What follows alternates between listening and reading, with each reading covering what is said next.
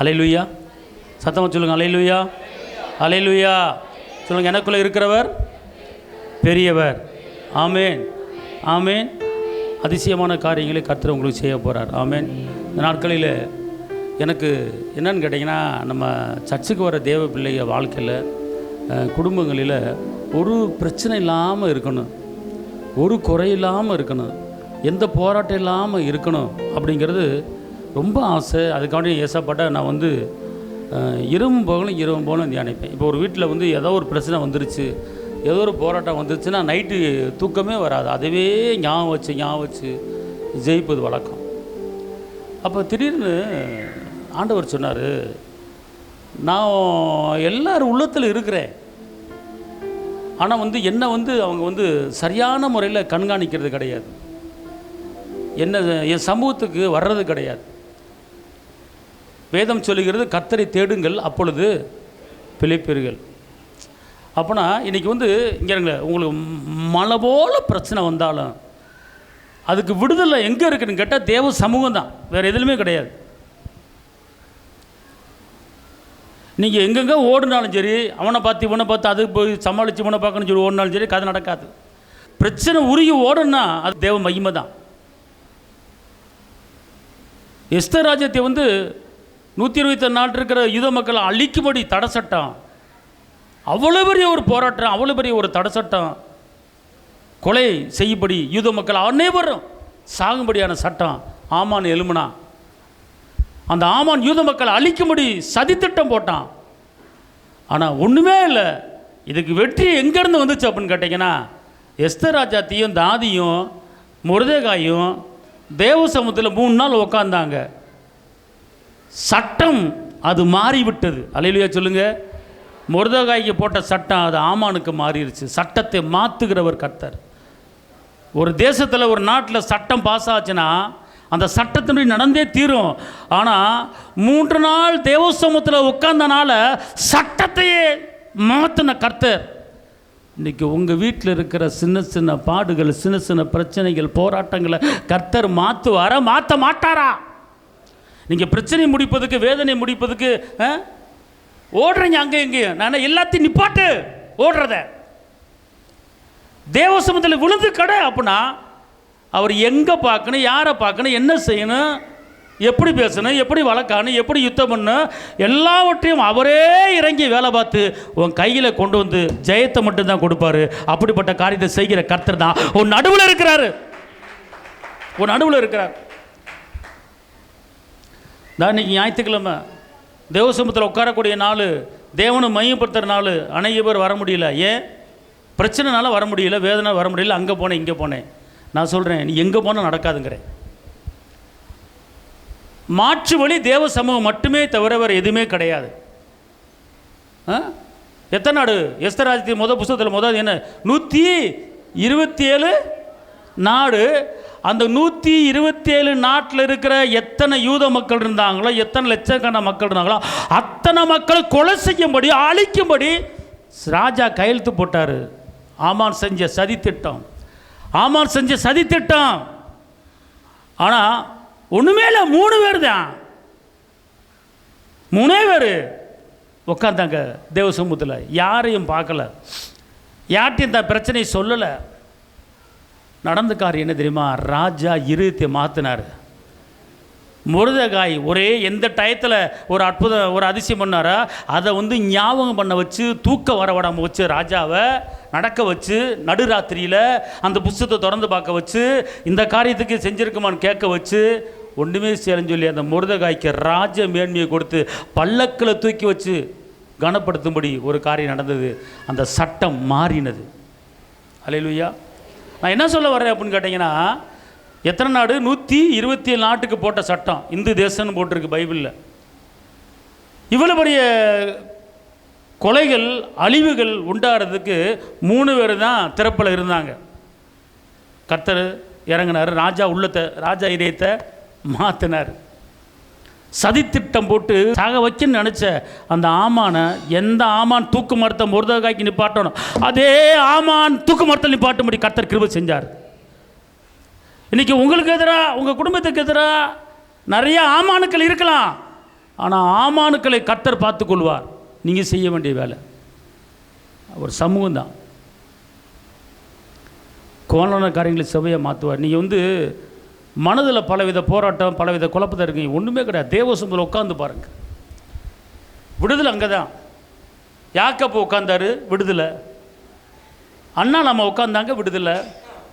Esther ராஜ்யத்தை உட்காந்தாங்க, விடுதலை. ஏன் நம்ம உட்கார முடியாதா? காலம்புரை உழைச்சி என்னத்தை கண்டோம்? உழைச்சி என்னத்தை கையில் மிச்சம் இருக்கா?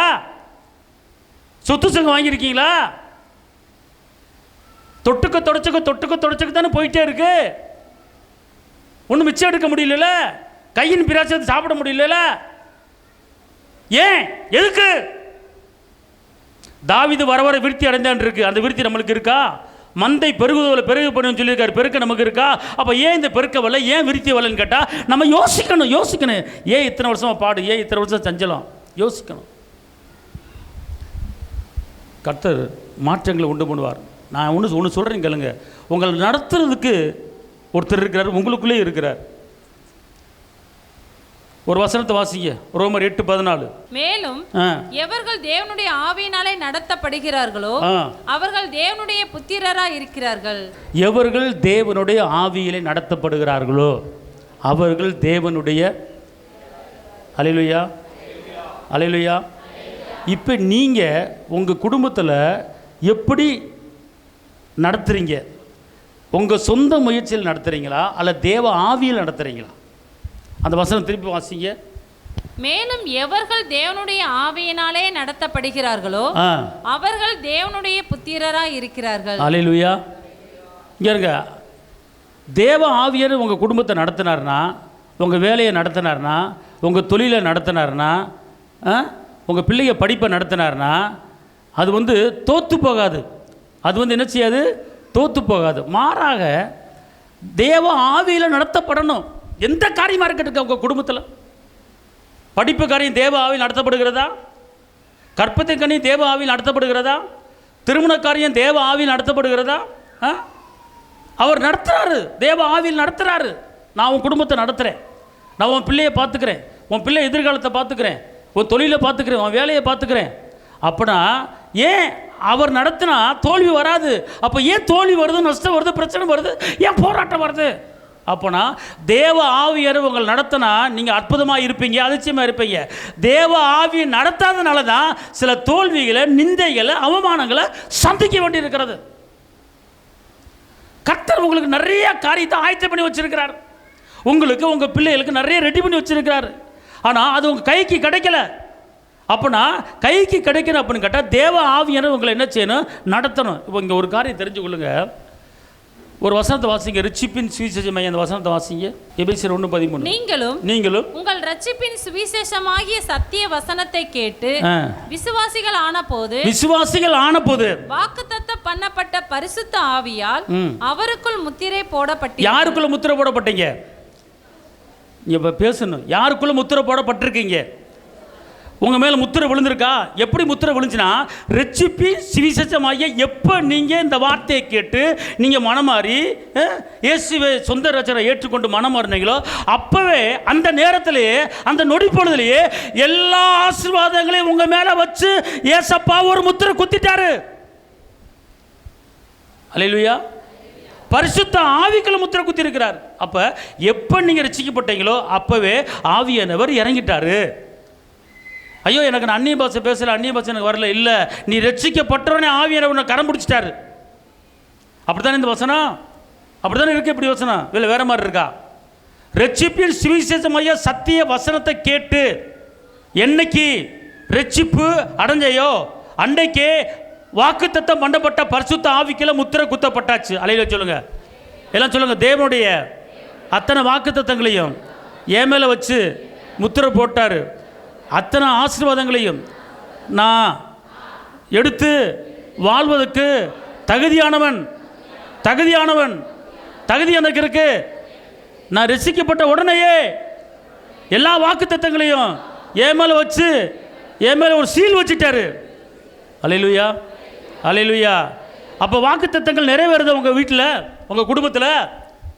நீ செய்வதெல்லாம் வாய்க்கும் வாக்குத்தத்தம் முத்திரை குத்திட்டாரு. நடக்குதா? நீ கொளுத்த கன்றுக்குள்ள வளருவாய், முத்திரை குத்திட்டாரு. நடக்குதா? ஒரு சந்ததி ஒளிவு முறை கன்றுக்குள்ள வளர்ந்துருக்கும், முத்திரை குத்திட்டாரு. ஈசாக்கு வித விதத்தை 100 மடங்கு அறுவடையை பார்த்தாரு, முத்திரை குத்திட்டாரு. ஆபிரகாமின் ஆசீர்வாதங்கள் உனக்குரியது, முத்திரை குத்திட்டாரு. அப்பனா இந்த முத்திரை உங்க மேல இருக்கு, இந்த முத்திரை உங்க மேல இருக்கு. ஆனா அது ஏன் வரல, எதுக்கு வரல அப்படின்னு கேட்டா, ஆவியானவர் உங்க வாழ்க்கையை நடத்துவதற்கு நீங்க அவர்கிட்ட ஒப்பு கொடுக்கணும். யாரெல்லாம் தேவோட ஆவியிலே நடத்தப்படுகிறார்களோ அவர்கள் தேவனுடைய புத்திரர்கள். அப்ப நடத்துன அவரு உன் வேலையை, உன் தொழிலை, உன் குடும்பத்தை, திருமண காரியத்தை எல்லாமே அவர் தான் நடத்துவார். நீங்கள் ஒன்றும் செய்ய வேண்டிய அவசியம் இல்லை. இங்கே இருங்க, ஒரு காரியத்தை தெரிஞ்சு கொள்ளுங்க. நீங்கள் பொம்பளை பிள்ளை வச்சுருக்கீங்களா? இந்த பொம்பளை பிள்ளைக்கு வழி இல்லையே, என்ன செய்ய தெரியலையே, இந்த பொம்பளை பிள்ளைக்கு திருமணம் முடிக்கணுமே, என்ன செய்ய தெரியும், நீங்கள் ஒன்றும் கலங்க வேண்டிய அவசியமே கிடையாது. எந்த நேரத்தில் என்ன செய்யணுமோ அழகாக செய்ய போகிறார். நல்ல கவனிங்க. பெண் பிள்ளை பெற்றவங்க கை தூக்கு. பெண் பிள்ளை பெற்றவங்க ஓகே, இப்போ கீழே போடுங்க கையை. அல்லேலூயா. உங்கள் பெண் பிள்ளைகள் நீங்களாம் ரட்சிக்கப்படாமல் இப்போ ரட்சிக்கப்பட்டிருக்கலாம். ஆனால் நீங்கள் பெற்ற பிள்ளைங்க இப்போ ரட்சிக்கப்பட்டிருக்கு, இயேசு ஏற்றுக்கொண்டிருக்கு. ஆனால் உங்களை காட்டிலும் உங்கள் பிள்ளைய வாழ்க்கை அரண்மனை வாழ்க்கையாக இருக்க போகுது. ஒரு கையை தட்ட. ஏன்னா நீங்கள் உங்கள் பிள்ளைகளுக்கு காசு பணம் சொத்து சொங்க சேர்க்க வேண்டிய அவசியம் கிடையாது. நீங்கள் உங்கள் பிள்ளைக்கு எதுவுமே ஆயத்து பண்ணி வைக்கல. ஆனால் என் ராஜாதி ராஜா உங்கள் பிள்ளைகளுக்கு எல்லாத்தையும் ஆயத்து பண்ணி வச்சுட்டாரு. ஆயத்து பண்ணி வச்சுட்டாரு. ஒரு சந்தோஷம் கிடையாது, ஒரு அப்பாவுக்கு ஒரு கைத்தட்டல் கிடையாது.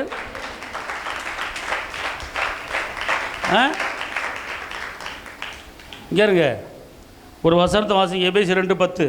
ஏனெனில் நற்கிரியைகளை செய்கிறதுக்கு நாம் கிறிஸ்து இயேசுவுக்குள் சிருஷ்டிக்கப்பட்டு, நாம் இங்க இருங்க, எதுக்கு நல்ல காரியம் செய்வதற்கு. எல்லாம் சொல்லுங்க, நானு நன்மையான காரியங்களை செய்வதற்கு, நற்கிரியைகளை செய்வதற்கு அவருக்குள் நான் உண்டாக்கப்பட்டு, அப்புறம் தேவனுடைய செய்கையா இருக்கிறோம். தேவனுடைய செய்கைன்னு என்னது சொல்லுங்க பாப்பா. செய்கை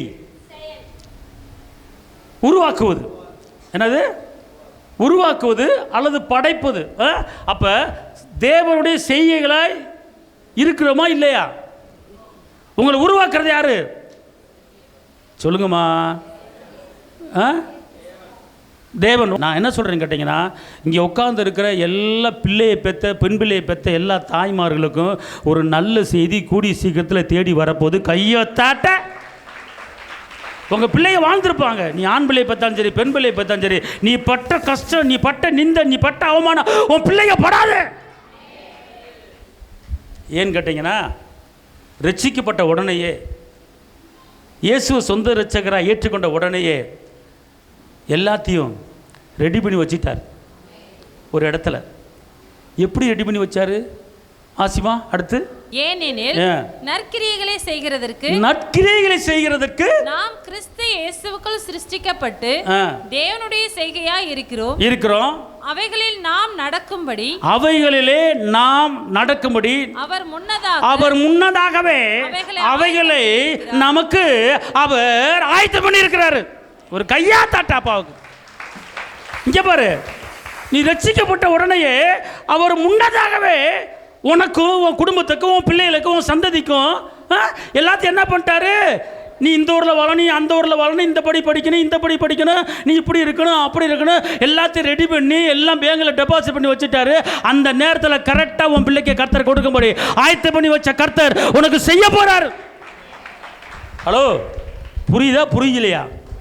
அல்லேலூயா, அல்லேலூயா, அல்லேலூயா சொல்லுங்க. அல்லேலூயா. அவர் என்ன சொல்லிட்டாரு? முன்னமே ஆயத்தம் பண்ணிட்டீங்கிறார். எப்படி? இந்த வசனத்தை நல்லா படிங்க, நல்லா திருப்பி படிமா சத்தமா.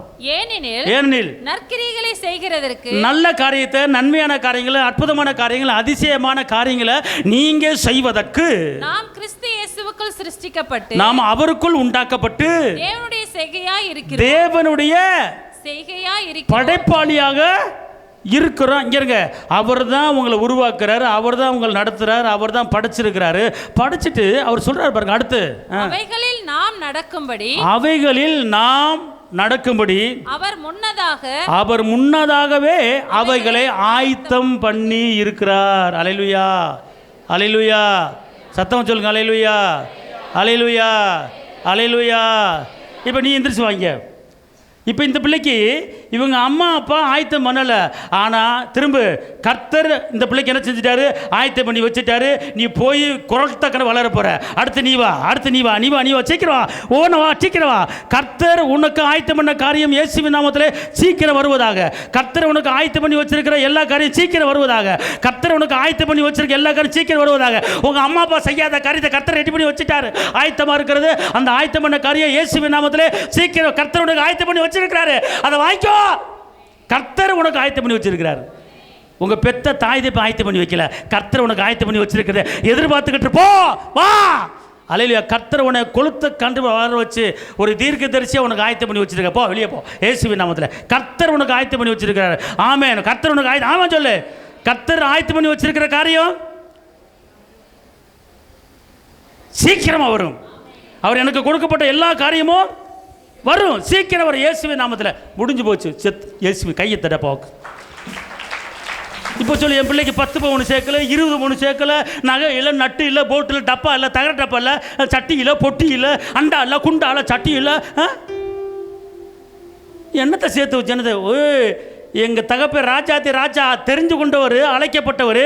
நீ சேர்த்து வைக்காத காரியத்தை, நீ டெபாசிட் பண்ண வைக்காத காரியத்தை கர்த்தர் முன்னமே உன் பிள்ளைக்கு ஆயத்தம் பண்ணி வச்சுட்டாரு. உன் கண்ணு பார்க்க முடியும் அதிசயத்தை செய்ய போறாரு. இப்பாரு மக்கால பாக்தாரா ரீக்காலா எப்போல வர ஒரு நல்ல தகப்பன். ஹலோ, இனிமேல் சொல்லுவீங்க என் பிள்ளைக்கு ஒன்றுமே இல்லை, என் பிள்ளைக்கு நட்டு இல்லை, போல்ட்டு சொல்லுவீங்க. இனிமே எல்லாம் சொல்லுங்க, என் பிள்ளைக்கு நான் ஆயத்தம் பண்ண வேண்டியதில்லை. என் ராசா, என் அன்பு தெய்வம், என் மீட்பரு, என் ரட்சகர் முன்னதாகவே என் பிள்ளை பிறந்த உடனே தாயின் கருவில் தெரிஞ்சுக்கிட்டாரு. உலக தோற்றத்துக்கு முன்னமே தெரிஞ்சுக்கிட்டு என் பிள்ளைய எந்த நாட்டில், எந்த தேசத்தில், எந்த ஊரில், எந்த படிப்பு, என்ன வேலை எல்லாமே அவர் முன்னமே ரெடி பண்ணி வச்சுட்டாரு. அவர் செஞ்சது, அவர் சொன்னது, அவர் ஆயத்தம் பண்ணி வச்சிருக்கிறது ஆட்டோமேட்டிக்காக படிப்படியாக ஒவ்வொரு வருஷமும் என் பிள்ளைக்கு வந்து சேரும். கையோடு விட்டு அப்பாவுக்கு.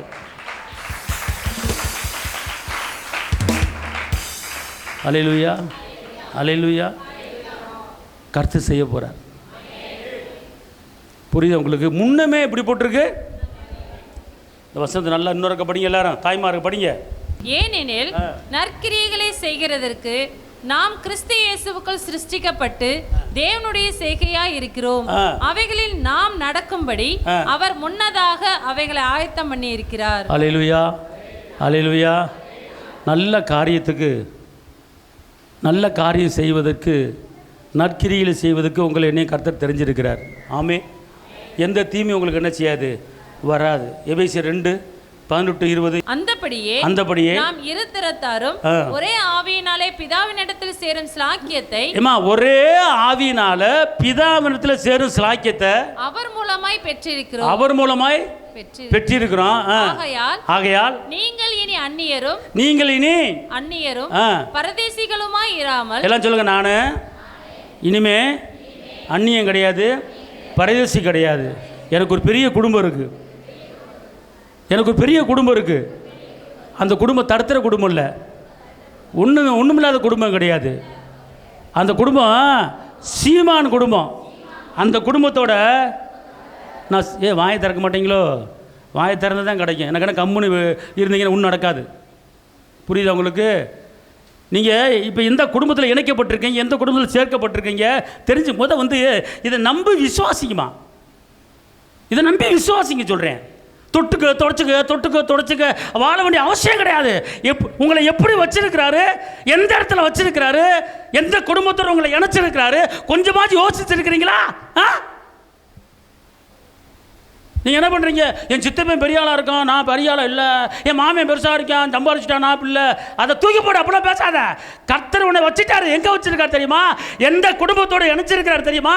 நீ எந்த குடும்பத்து பிள்ளை தெரியுமா? நீ யார் விட்ட பிள்ளை தெரியுமா?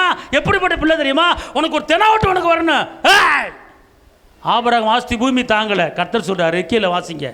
பரிசுத்தவான்களுடைய ஒரே நகரத்தாரும், பரிசுத்தவான்களுடைய ஒரே நகரத்தாரும், தேவனுடைய வீட்டாருமாய் இருந்து, தேவனுடைய வீட்டாருமாய் இருந்து, அப்போஸ்தலர் தீர்க்கதரிசிகள் என்பவருடைய அஸ்திபாரத்தின் மேல் கட்டப்பட்டவர்களுமாய் இருக்கிறீர்கள். அஸ்திபாரத்தின் மேல் கட்டப்பட்டு இருக்கிறீங்க. அந்த அஸ்திபாரத்துக்கு மூளை கல்லே என் தகப்பன் இயேசு. அல்லேலூயா. அப்ப எது மேல கட்டப்பட்டிருக்க நீ? இல்ல, அவர் மூளைக்கல்லு, அவர் மூளைக்கல், அவரெல்லாம் ஒன்றும் செய்ய முடியாது. ஆனால் திருப்பி அப்போஸ்தலர், தீர்க்கதரிசி, திருப்பி வாசிங்கம்மா, புரியுமா? நீங்கள் யார் மேலே, இப்போ யார் மேலே நீங்கள் இருக்கிறீங்க, யார் ஆசீர்வாதத்து மேலே நடக்கிறீங்க, யாரை அது முதல்ல புரிஞ்சுக்கங்க. நீங்கள் இந்த வசனத்தை முதல்ல திருப்பி வாசிங்கம்மா. அப்போஸ்தலர் தீர்க்கதரிசிகள் என்பவர்களுடைய அஸ்திபாரத்தின் மேல் கட்டப்பட்ட. இப்போ அப்போஸ்தலர்கள் தீர்க்கதரிசிகள், பழைய பாட்டு அப்போஸ்தலர்கள் முற்பிதாக்கள், அவர்கள் மேலே தீர்க்கதரிசிகள் எலியா, எலிசா, எலியா, எலிசா தீர்க்கதரிசி, இவர்கள் மேலே நீங்கள் என்ன செய்கிறீங்க? இவர்கள் மேலே என்ன செய்கிறீங்க? கட்டப்பட்டு வர்றீங்க. அப்போ அவர்கள் மேலே கட்டப்பட்டீங்கன்னா, இங்கே இருங்க, அவர் மேலே கட்டப்பட்டீங்கன்னா ஸ்ட்ராங்காக நீ வளர்ந்துட்டே இருப்பீங்க. ஆனால் இவர்களுக்கு எல்லாத்துக்கும் மெயின் பாயிண்ட்டு மூளைக்கல் யாருன்னு கேட்டால் அந்த தெய்வம் இயேசு. அவர்கள் மேலே கட்டப்பட்டு வர்றீங்க. அப்போ நீங்கள் அப்போ கட்டப்பட்டு வந்தீங்கன்னா உங்கள் கட்டடம் கீழே விழுமா? உங்கள் வீடு கீழே விழுமா? உங்கள் வாழ்க்கை கீழே விழுமா? காரணம் அஸ்திவாரம் இயேசு மேலே கட்டப்பட்டுருக்குறீங்க. அல்லேலூயா. இப்போ புரியுதா? இப்போ புரியுதா புரியலையா? யார் மேலே கட்டப்பட்டுருக்கீங்க? அல்லேலூயா. சொல்லுங்க. நான் களிமண்ணில் மண்ணில் கட்டப்படலை. நான் அப்போஸ்தலர் தீர்க்கதரிசி கண்மலை ஆகிய கிறிஸ்து மேலே என் வாழ்க்கை கட்டப்பட்டு வராது. என் வாழ்க்கையில் எவ்வளவு பெரிய சூறாவளி காற்று, புயல் காற்று என் மேலே மோதினாலும் நான் அப்படியே நிற்பேன். காரணம் கண்மலையாகிய இயேசு மேலே நான் கட்டப்பட்டிருக்கிறேன். எந்த பிரச்சனையும் என்னை ஒன்றும் செய்ய முடியாது. அல்லேலூயா, அல்லேலூயா. அப்போ நீங்கள் என்ன, யார் மேலே கட்டப்பட்டிருக்கீங்க, யார் மேலே நிற்கிறீங்க, யார் அடிச்சு உள்ள பிடிச்சிட்டு வர்றீங்க, எப்படி இருக்கிறீங்க அப்படிங்கிற ஒரு ஃபீல் பண்ணி பாருங்களேன். உங்கள் அப்பா யார், உங்கள் ராஜா யார்? அப்போஸ்தலர் மேலேயும் தீர்க்கதரிசி மேலேயும் நீங்கள் என்ன செய்றீங்க? கட்டப்பட்டு வர்றீங்க. எலியானா சாதாரண ஆளா தீர்க்கதரிசி? எலிசா சாதாரண ஆளா தீர்க்கதரிசி? அற்புதங்களை செஞ்சவங்க. ஆபிரகாம் சாதாரண ஆளா? யாக்கோபு சாதாரண ஆளா? எல்லாமே என்ன செய்கிறாங்க? அவங்க மேலே நம்மளை வச்சு கட்டப்பட்டு வர்றது, அது மேலே கட்டப்பட்டு வர்றோம். ஆனால் நம்ம என்ன செய்கிறோம்? பல தோல்விகளை சந்தித்து கொண்டு இருக்கிறோம். ஆனால் நீங்கள் யாருங்கிற உணர்வு மைண்டு கொண்டு வரணும். ஏன்னா யார் தெரியுமா? அதனால தான் நீங்கள் ஒரு வசனத்தை வாசிங்களேன். ரோமர் 8:31. இவைகளை குறித்து நாம் என்ன சொல்லுவோம்? தேவன் நம்முடைய பட்சத்தில் இருந்தால் நமக்கு விரோதமாய் இருப்பவன் யார்? எல்லாம் சொல்லுங்க. தேவன் என் பட்சத்தில் இருக்கிறாரு. அதனால எனக்கு விரோதமா இருக்கிறவே யாரு? ஒருவனும் கிடையாது. அவர் என் கூட இருக்கிறாரு. அடுத்த வசனம் என்ன சொல்லுது? தம்முடைய சொந்த குமாரன் என்று பாராமல் நம் எல்லாருக்காகவும் அவரை ஒப்பு கொடுத்தவர் அவரோடு கூட மற்ற எல்லாவற்றையும் நமக்கு அருளாதிருப்பது எப்படி? இங்க இருங்க. இதை நீங்க என்ன செய்ய உரிமை பாராட்டணும். எப்படி பாராட்டணும்? எல்லாம் சொல்லுங்க. பிதா. இப்போ இங்கே இருங்க. இப்போ உங்களுக்கு என்ன வேணுங்கிறத ஒரு நிமிஷம் அப்படியே மணியில் கொண்டு வாங்க. என்ன வேணும்? பணம் வேணுமா? சுகம் வேணுமா? படிப்பு வேணுமா? ஞானம் வேணுமா? அப்படி மைண்டில் கொண்டு வந்து நிப்பாட்டுவீங்க. நிப்பாட்டிங்க. கை தூக்கு. எனக்கு வேண்டதை நிப்பாட்டி வச்சுட்டேன். திருமண கரை வேணுமா? நிப்பாட்டிக்க. கற்பத்துக்கு வேணும் நிப்பாட்டிக்க. கடன் பிரச்சனை அடையுமா? நிப்பாட்டிக்க. நிம்மதி வேணுமா? நிப்பாட்டிக்க. மைண்டில் வச்சுங்க. இப்போ நான் சொல்கிறது அப்படியே சொல்லுங்கள். பிதா தான் சொந்த குமாரன் என்று பாராமல் அவரை எனக்கு கொடுத்தவர் மற்ற எல்லாவற்றையும் கொடுக்காமல் இருப்பாரா? கொடுக்காமல் இருப்பாரா? நான் கேட்ட காரியத்தை கொடுக்காமல் இருப்பாரா? பிதா ஒரே பேரான குமாரனாகிய இயேசுவே எனக்கு கொடுத்தவர். அப்போ மற்ற காரியம் ஈஸியாக எனக்கு கொடுத்துருவாரு. புரியுதா புரியலையா?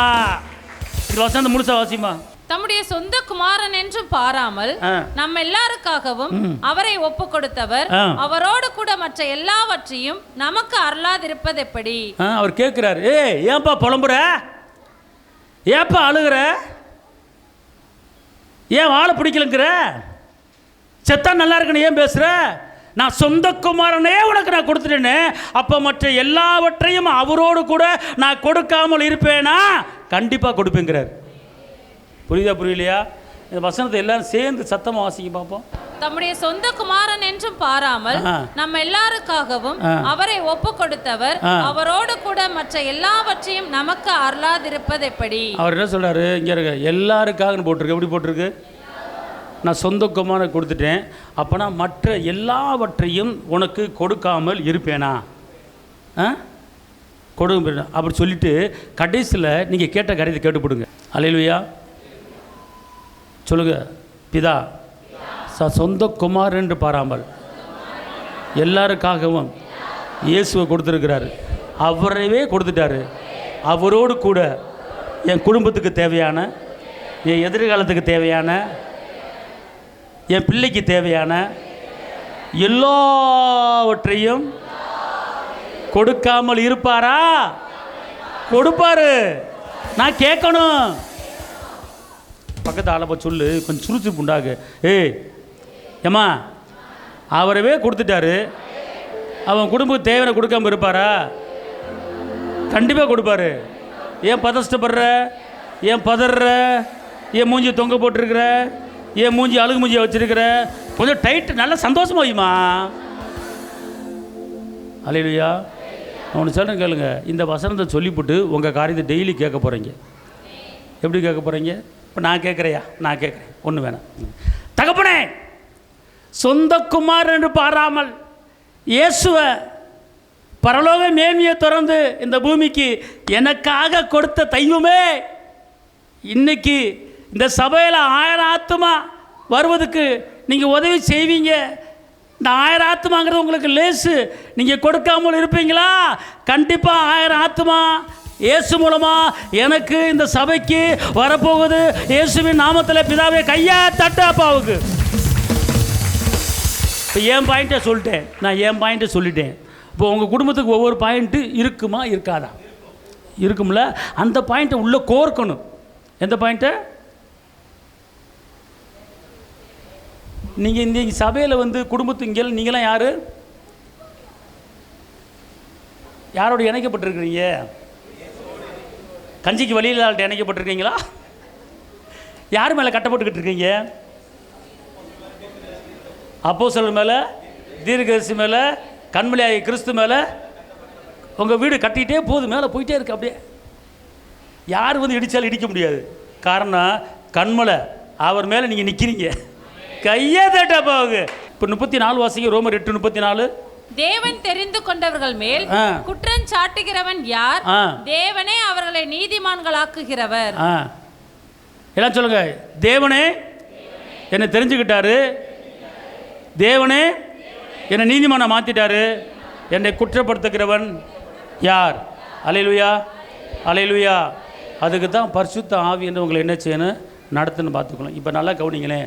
நீங்கள் பரிசுத்த ஆவியினருக்கு நீங்கள் ஒப்பு கொடுத்துட்டு அவர் வழியில் நீங்கள் போயிட்டீங்கன்னா அவர் என்ன செய்வார் அப்படின்னு கேட்டிங்கன்னா அவங்களை நடத்துவார். அழகாக ஆவியில் நடத்தப்படுகிறவன் தேவனுடைய. உங்கள் குடும்பம் வந்து உங்கள் பிள்ளையை வந்து நீங்கள் உங்கள் வேலை, உங்கள் தொழில், நீங்கள் சாப்பிட்றது எல்லாமே நடத்தப்படுறது யார் சொல்லுங்கள்? ரோமர் 8:14 என்னம்மா வாசித்தேன்? ரோமர் 8:14. மேலும் எவர்கள் தேவனுடைய ஆவியினாலே நடத்தப்படுகிறார்களோ அவர்கள் தேவனுடைய புத்திரராய் இருக்கிறார்கள். எல்லாம் சொல்லுங்க. நான் குடும்பம் நடத்துறது, என் பிள்ளையை வளர்க்குறது, நான் சம்பாதிக்கிறது, நான் தொழில் பண்ணுவது, பிஸ்னஸ் பண்ணுவது எல்லாமே அவர் ஒத்தாசையோட அவர் தான் நடத்துகிறார். அதனால் அவர் பிள்ளை நான், அவர் பிள்ளை நான். அவரை நடத்துகிறபடியே நான் போவேன். அவர் நடத்தினார்னா என் வாழ்க்கையில் தோல்வியே கிடையாது. இப்போ அவர் உங்களை நடத்துனா எங்கே போகணும் எங்கே போகக்கூடாதுன்னு சொல்லி தடை பண்ணி விட்டுருவார். வாசிங்க. அப்போஸ்தலர் 16:6-10 சீக்கிரம் வாசிங்க. அவர்கள் பிரிக்கியா கலாத்தியா நாடுகளை கடந்து போன போது ஆசியாவிலே வசனத்தை சொல்லாதபடிக்கு பரிசுத்த ஆவினாலே தடை பண்ணப்பட்டு மீசியா தேசம் மட்டும் வந்து பித்தினியா நாட்டுக்கு போக பிரயத்தனம் பண்ணினார்கள். ஆவியானவரோ அவர்களை போக ஒட்டாதிருந்தார். பாத்தீங்களா, ஆவியானவர் பவுலடிகளார் ஒரு ஊழியத்துக்கு போறாரு. ஊழியத்தை முடிச்சுட்டு இன்னொரு ஊருக்கு ஊழியத்து போற ரெடி ஆகிறார். உடனே என்ன பண்றாரு ஆவியானவர், இங்க நீ போகாத, இந்த ஊருக்கு நீ போகாத. காரணம், அந்த பவுலுக்குள்ள ஆவியானவர் இருந்தபடியால், அந்த பவுலு ஆவியானவர் வார்த்தையை கேட்டபடியால் வருகிற பிரச்சனையை நீ சந்திக்க வேணாம், வருகிற போராட்ட சந்திக்க வேணாம். அதனால இந்த இடத்துக்கு நீ போகாத, இந்த ஊருக்கு நீ போகாத, நீ நிப்பாட்டு, உன் பிள்ளையை நிப்பாட்டு, நீ நிப்பாட்டு அப்படின்னு உனக்குள்ளே நடத்துகிற அந்த ஆவியானவர் உன்னை போக விடாம தடுத்து நிப்பாட்டுகிற ஆவியானவர் உனக்குள்ள இருக்கிறாரு. நீ அதனால எல்லாத்தையும் அவர் நடத்துவாரு. ஏன் தடுத்து தெரியல, கீழே பார்த்தீங்கன்னா இன்னொரு ஊருக்கு போகிறதுக்கு ரெடி பண்ணி வச்சிருக்கிறாரு ஆவியானவர். உன்னை வேற ஒரு ஊருக்கு உன்னை கொண்டு போகிறதுக்கு ரெடி பண்ணி வச்சிருக்கிறாரு. உன் பிள்ளையை வேற ஊருக்கு கொண்டு போக ரெடி பண்ணி வச்சிருக்கிறாரு. உன் பிள்ளையை வேற ஊரில் கட்டி கொடுக்க ரெடி பண்ணி வச்சிருக்கிறார். நீ பாட்டுக்கு இந்த பக்கம் போய்கிட்டு இருக்கிற.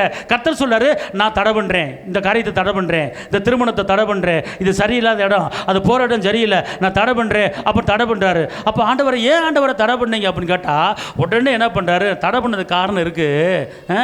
நீ இந்த ஊரில் வேலை பார்க்குறது நல்லா இல்லை, நீ போகாத, அந்த ஊருக்கும் பிள்ளையை சேர்க்காத, நல்லா இல்லை, நான் தடை பண்ணுறேன்னு சொல்லி தடை பண்ணிடுறாரு. தடை பண்ணிட்டு ஏன் தடை பண்ணீங்க அப்போ நீ கேள்வி கேட்கலாம். கேள்வி கேட்கும்போது அந்த பவுல் என்ன சொல்றாரு, நான் கிளம்புனேன், ஊருக்கு போனேன், இந்த ஊருக்கு போய் சுவிசேஷம் சொல்லலாம், போய் இந்த ஊருக்கு போய் காசு சொல்லலாம் கிளம்பிக்கிட்டு இருக்கேன். ஆவியானவர் தடை பண்ணுறாரு. எதுக்கு தடை பண்ணாரு ஒன்றுமே புரியலையே அப்படின்னு குழம்பி போயிருக்கிற நேரத்தில், நைட்டு தூங்கிட்டு இருக்கிறாரு. தூங்குற நேரத்தில் கர்த்தருடைய ஆவியானவர் அவரோட பேசுகிறாரு. என்ன பேசுகிறாரு, அங்கே ராத்திரியிலே பவுலுக்கு ஒரு தரிசனம் உண்டாயிற்று. அங்க ராத்திரியிலே பவுலுக்கு ஒரு தரிசனம் உண்டாகி, அது என்னவெனில் மக்கெதோனியா தேசத்தான் ஒருவன் வந்து நின்று, மக்கெதோனியா தேசத்துக்கு அவர் பாருங்க, கர்த்தர் பாருங்க, மக்கெதோனியா தேசத்துக்கு ஒருவன் வந்து நின்று, நீர் மக்கெதோனியாவுக்கு வந்து எங்களுக்கு உதவி செய்ய வேண்டும் என்று தன்னை வேண்டிக் கொண்டதாக இருந்தது. இந்த இப்படி ஒரு காரியத்தை காட்டுறாரு பார்த்துக்கொள்ளுங்க. அப்ப பவுல் என்ன பண்ணிட்டாரு, அப்ப கர்த்தர் என்ன அந்த ஊருக்கு போக விடாம, இந்த ஊருக்கு போக விடாம என்ன நிப்பாட்டி வச்சது. அப்ப மக்கெதோனியா நாட்டுக்கு போகும்படி கர்த்தர் எனக்கு கிருபை செஞ்சிருக்கேன்னு சொல்லி அடுத்த நாள் அவர் கப்பல் ஏறி மக்கெதோனியாக்கு போறாரு, இந்த ஊருக்கு போறாரு. போன உடனே அங்க நடக்குது பாருங்க அற்புதங்கள், அதிசயங்கள். அங்க ஒரு குடும்பத்தில் ஒரே ஒரு பெண்ணுக்கு சுவிசேஷம் சொல்றாரு பார்த்துக்கொள்ளுங்க. ஐரோப்பா கண்டம் முழுவதும், இப்போ பவுலடிகள் அந்த அந்த அன்னைக்கு பண்ண ஊழியம் தான் இன்னைக்கு ஐரோப்பா கண்டம் முழுவதுமாக கிறிஸ்துவ மக்கள் அங்கே இருக்கிறாங்க பார்த்துக்கொள்ளுங்க. அந்த பெண்ணு ஒரு பெண்ணு போய் இப்போ ஒரு குடும்பத்துக்கு போய் என்னன்றாரு, காஸ்பல் சொல்றாரு. அது கீழே படித்து பார்த்தீங்கன்னா புள்ள இருக்குது, விவரம் நிறைய இருக்குது. அந்த ஒரு பெண்ணு வந்து ஒரு பெரிய ஒரு சிலை செஞ்சு விற்று வணங்குற ஒரு அம்மா. ஆனால் அங்கே போய் பவுலடிகளார் பிரசங்கம் பண்ணுறாரு. அந்த பிரசங்கத்தை அந்த அம்மா கேட்குது. கேட்ட உடனே கர்த்தர் அந்த அம்மா உள்ளத்தை தொட்டாரு. அந்த அம்மா மனம் மாறி அந்த குடும்பத்துக்கு ஞானஸ்நானம் கொடுத்து அந்த குடும்பத்தை இயேசுவின் பிள்ளையா மாற்றிட்டாரு. கர்த்தர் தடை பண்ணாருன்னா ஒரு அற்புதம் இருக்கும். உன் குடும்பத்தில் இவர் வேலைக்கு போற தடையாயிருச்சு, கவலைப்படாத. ஒரு இடத்துல பொண்ணு பார்க்குற, ஒரு இடத்துல மாப்பிள்ளை பார்க்குற, தடையாச்சு. ஆனா கர்த்தர் இதை காட்டில ஒரு அற்புதமான ஒரு பெரிய இடத்துக்கு உன் குடும்பத்துக்கு கொண்டு போக போறாரு. இதுதான் அற்புதம். நஷ்டம் வந்துருச்சு, தோல்வி வந்துருச்சு, ஏன் தடையாச்சு, புலம்பாத.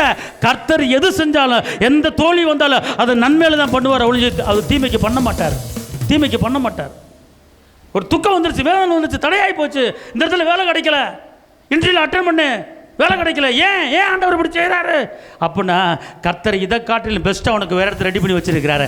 மக்கெதோனியா மாநிலத்தில் உனக்கு ரெடி பண்ணி வச்சிருக்கிறாரு. ஆயத்தமாய்க்க. அல்லேலூயா. காரணம் ஆவியானவர் வந்து நான் சொல்லாத இடத்துக்கு நீயா போனேன்னா நான் தடை பண்ணுவேங்கிறாரு. ஆவின உனக்குள்ள இருக்கிறவர். அப்போ நான் என்ன செய்யணும் அப்படின்னு கேட்டீங்கன்னா, ஆண்டவரே நான் இந்த அவர்கிட்ட ஒப்பு கொடுக்கணும், ஆவினை நடத்துங்க, எனக்கு ஒப்பு கொடுக்கணும். ஆமென் சொல்லுங்க.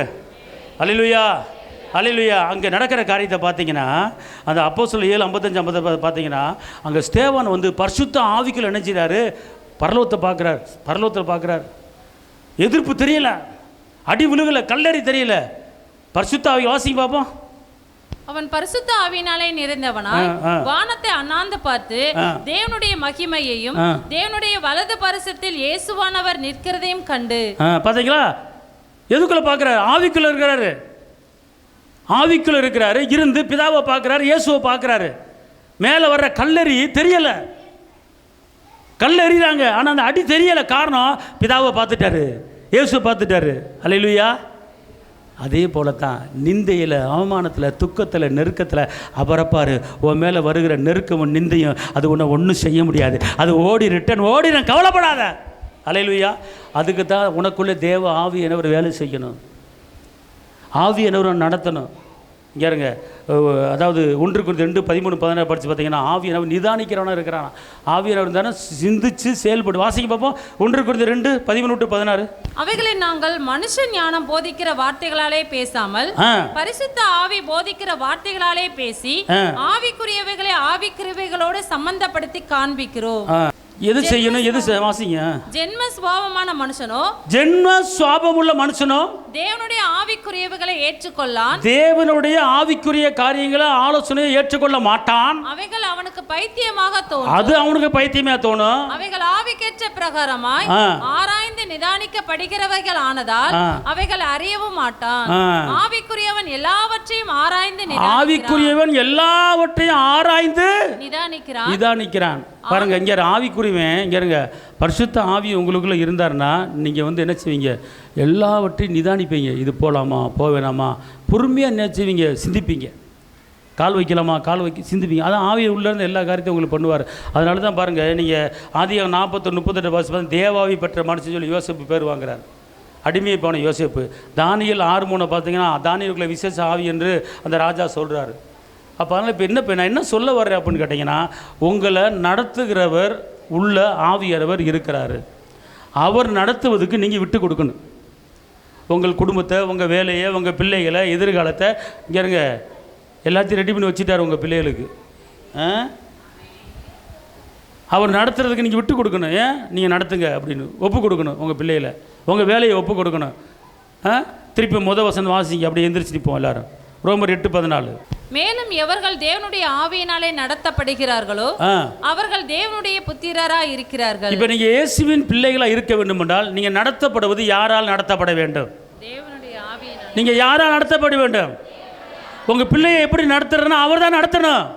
உங்கள் குடும்பத்தை எப்படி நடத்தணும்னா அவர் தான் நடத்தணும். அப்போனா தேவ ஆவியில் நீங்கள் என்ன செய்யணும், நடத்துவதற்கு ஒரு அர்ப்பணிப்பு தேவை, ஒரு ஒப்பு கொடுக்கணும். ஆண்டவரை என் குடும்பத்தை நீங்கள் நடத்துங்க, ஆவியானவரை பொறுப்படுத்திக் கொள்ளுங்க, என் பிள்ளையை பொறுப்படுத்திக் கொள்ளுங்க, என் வேலையை பொறுப்படுத்திக் கொள்ளுங்க, என் பிஸ்னஸை பொறுப்படுத்திக் கொள்ளுங்க, என் தொழிலை பொறுப்படுத்திக் கொள்ளுங்க, ஈசாக்கோடு இருந்த போல என் கூட இருந்து நடத்துங்க, எல்லாவற்றையும் நீங்கள் பொறுப்படுத்தி நடத்துங்க, நீங்கள் என்னை கொண்டு வாங்க அப்படின்னு சொல்லி ஒரு அர்ப்பணிப்பு உங்களுக்கு இருந்தால் உங்கள் காரியம் எல்லாத்தையும் ஆவியானவரை ஒப்பு கொடுத்தீங்கன்னா அவர் பொறுப்படுத்திக் கொள்வார். எல்லாம் அப்படி எந்திரிச்சு இல்லைங்க. சோத்திரம். புரிஞ்சவங்க? அல்லேலூயா, அல்லேலூயா. தேவ புத்திரர் உங்களுக்கு என்ன செய்கிறார், நடத்துகிறார். நீங்கள் நடத்தப்பட வேண்டிய காரியம் எல்லாமே ஆவியானவர். ஒரு வீடு கட்டினாலும் சரி, ஒரு இடம் வாங்கினாலும் சரி, அது ஆவியானவர் நடத்துதல் இருக்கணும். அப்படியே இடம் வாங்குறதுக்கு, வீடு கட்டுறதுக்கு நடத்தலைன்னா தடை பண்ணிடுவார். நீ கேட்கணும், ஆண்டவரே இந்த மாதிரி போக போகிறேன், இந்த மாதிரி வரப்போகிறேன், நீங்கள் தடை பண்ணுங்க, உங்களுக்கு வாய்க்க பண்ணுங்க அப்படின்னு ஒப்பு கொடுத்து ஜெபிச்சு பாருங்கள், கர்த்தர் நடத்துவார். அல்லேலூயா. உங்கள் காரியம் எல்லாத்தோட ஒப்பு கொடுக்கணும். பார்த்துக்கொள்ளுங்க. நீங்களாம் சாதாரண ஆள் இல்லை, நீங்களாம் ராஜா விட்டு பிள்ளை. உங்கள் தாத்தா யாரு, உங்கள் முப்பாட்டம் யாரு சொல்லுங்க. உங்கள் முப்பாட்டம் யாரு?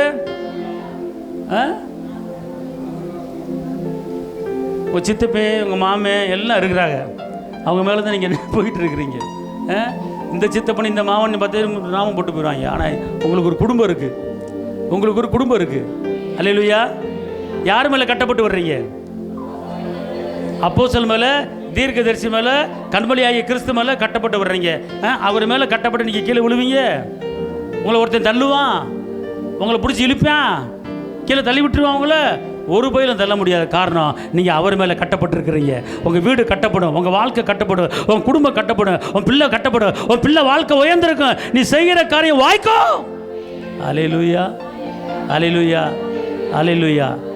அதுக்கு தான் அவர் உங்களை நடத்தணும். அவர் நடத்துவதற்கு நீங்கள் விட்டு கொடுக்கணும். ஆமேன், அல்லேலூயா. தகப்பனே உம்மை துதிக்கிறேன், பிதாவே உம்மை துதிக்கிறேன், உன்னதரே உம்மை துதிக்கிறேன், உயர்ந்தவரை துதிக்கிறேன், அதிசயமானவரை துதிக்கிறேன். பரிசுத்த ஆவியானவரே, எங்களுக்குள்ளே வாசம் பண்ணுகிற ஆவியானவரே, தகப்பனே நாங்கள் உங்கள் பிள்ளை, நீங்கள் என் தகப்பன். ஆண்டவரே, நாங்கள் அப்போஸ்தலர் தீர்க்கதரிசி கண்மலையாகிய கிறிஸ்து மேலே எங்கள் வாழ்க்கை கட்டப்பட்டு வருது, எங்கள் ஊழியம் கட்டப்பட்டு வருது. ஆண்டவரே, எங்கள் ஊழியத்தை, எங்கள் வாழ்க்கையை யார் கீழே தள்ள நினச்சாலும் அது தள்ள முடியாத காரணம் எங்கள் அஸ்திவாரம் கண்மலையாகிய கிறிஸ்து. அவர் மேலே நான் கட்டப்பட்டு வர்றேன், அவர் அடிச்சுவடுகளை பின்பற்றி சொல்கிறேன். அதனால் எந்த பொல்லாப்பு எனக்கு நேரிடாது, எந்த துக்கமும் நேரிடாது, எந்த கசப்பு எனக்கு வராது. காரணம், என் பக்கத்தில் பயங்கரமான பராக்கிரமசாலி என் கூட இருக்கிறாரு. எனக்கு சொந்தக்காரங்க எல்லாமே ஆபிரகாம், யாக்கோப்பு, ஈசாக்கு, பெரிய பெரிய செல்வந்தர்கள், பெரிய பெரிய கோடீஸ்வரர்கள். என் சித்தப்பை, என் மாமே, என் அப்பா எல்லாமே பெரிய ஆள். எனக்கு குடும்பம் இருக்குது, நான் அந்நியம் கிடையாது, பரதேசி கிடையாது, எனக்கு பெரிய குடும்பம் இருக்குது. என் தாத்தாட்ட போய் கேட்பேன். அல்லேலூயா, அல்லேலூயா. புரிஞ்சவங்க அல்லேலூயா, அல்லேலூயா. உனக்கு குடும்பம் இருக்கா இல்லையா? நீ அந்நியனா, பரதேசியா? உங்களுக்கு குடும்பம் இருக்குது. யார் மேலே கட்டப்பட்டு வர்றீங்க? நீங்கள் இயேசுவை ஏற்றுக்கொண்ட அன்னைக்கே உங்களுக்கு ஒரு பெரிய குடும்பம் உங்கள் பக்கத்தை வந்துருச்சு. அதனால் அனாதை இல்லை, நீ திக்கற்றவன் அல்ல, பெரிய காரியத்தை கர்த்தர் செய்வார். தகப்பன, இந்த வேலையில் உங்களுடைய பிள்ளைகளை நீங்கள் தகுதியில்லாத எங்களை தகுதிப்படுத்தியிருக்கிறீங்க. உங்கள் கிருபை எங்களை மூடி இருக்கிறது. வந்திருக்கிற ஒவ்வொருவரையும் ஆசீர்வதிங்க. இந்த வார்த்தை கேட்ட ஒவ்வொருவருக்கும் நீங்கள் சொல்லுங்கள். இந்த பிள்ளையை சொல்லி ஜெபிக்கிறதுக்கு சொல்லிக் கொடுங்க. ஆவியானவரை, தான் சொந்த குமார் என்று பாராமல் நான் உனக்காக இயேசுவே கொடுத்தேன்ல, அப்போ உன் குடும்பத்தில் இருக்கிற பிரச்சனை, வேதனை, கஷ்டம் எல்லாம் தீர்த்து நான் முடிக்க மாட்டேனா? பணத்தை கொடுக்க மாட்டேனா? அவரோடு கூட மற்ற எல்லாவற்றையும் உனக்கு கொடுக்காம இருப்பேனா? கொடுப்பேன்ல, நம்புவேன். எவ்வளோ பெரிய பிரச்சனை இருந்தாலும் சொந்த குமாரனே கொடுத்து மற்ற எல்லாவற்றையும் கண்டிப்பாக கொடுப்பாரு. நீ விசுவாசித்தா போதும், ஒப்பு கொடுத்தா போதும், அர்ப்பணிச்சா போதும் சொல்கிறீங்க. தகப்பனே, இந்த வார்த்தைக்கு நன்றி. வந்திருக்கிற ஒவ்வொருவரையும் ஆசீர்வதிங்க. இயேசுவின் நாமத்தில் பிதாவே, ஆமென்.